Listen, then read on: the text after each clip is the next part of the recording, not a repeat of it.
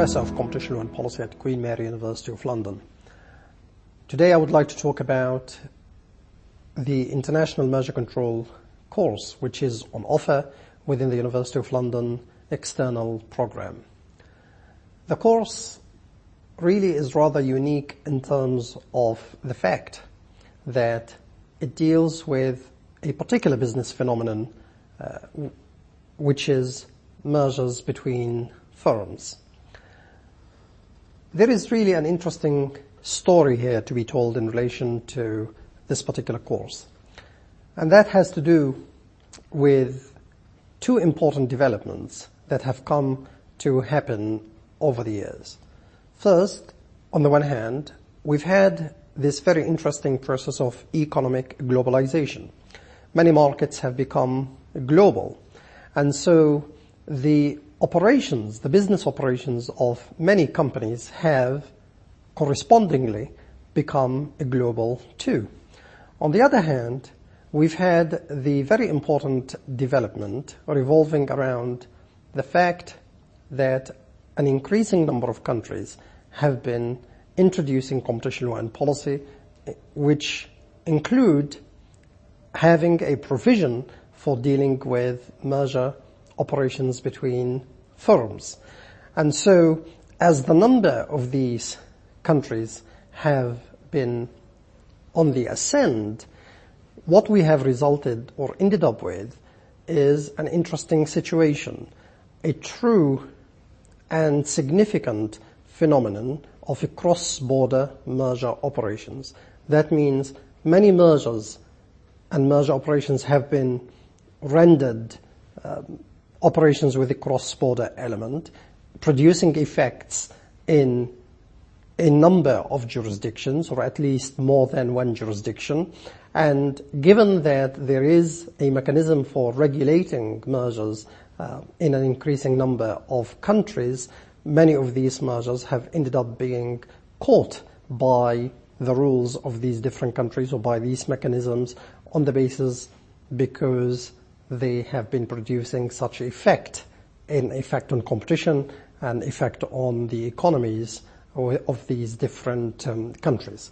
And so in many ways what this course tries to do is to give an appropriate articulation to this phenomenon of cross-border merger and to the way in which cross-border mergers should be regulated, including looking at the difficulties in doing so. The course, when one looks at it, sees that it is a highly practical course. It is really a course that is oriented by practice and less by policy. And that is a true reflection of the kind of area we are talking about, mergers and merger operations. The course is made of 4 different sections. In section 1, there will be an introduction to the area of merger control. There will be an examination of, among other things, the meaning of the term or the word merger. There will be an examination of the different types of mergers that we have around. There will be an examination of crucial issues that underpin the whole question of regulation of these operations, ranging from the reasons why there ought to be proper control of merger operations to the kind of issues that ought to be taken into account when regulating merger operations between firms. The section will also very importantly give an appropriate expression to the interests of companies, business firms themselves who are involved in merger operations, especially where the operations of these firms end up being regulated in more than one regime. The concerns of these companies are really legitimate in many ways, and so it's appropriate to give them an appropriate expression in the context of this particular course. So the first section, really, section A, is an important part of the course for the purposes of introducing participants to the course and to the issues that would follow. In section B, there will be an examination of a number of merger control regimes around the world. Essentially here, the idea is to look at the experience of a number of jurisdictions in relation to the area of merger control.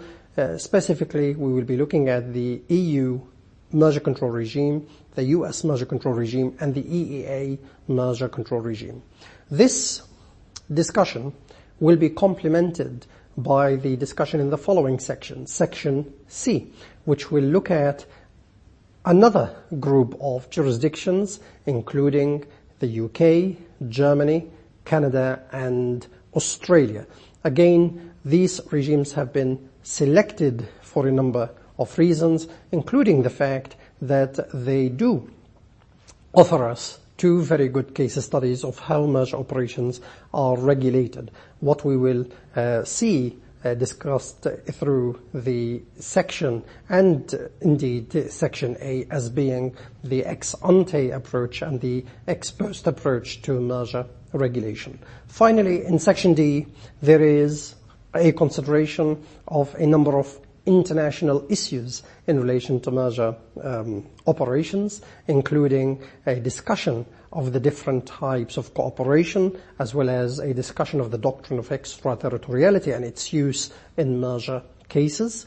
There is also an appropriate discussion being given in that section to the role of international bodies and international organizations. And it should be noted that some of these bodies and organizations have been playing an important role in the area of merger control, most notably the International Competition Network, the ICN, that has been focusing on merger control ever since it was founded in 2001.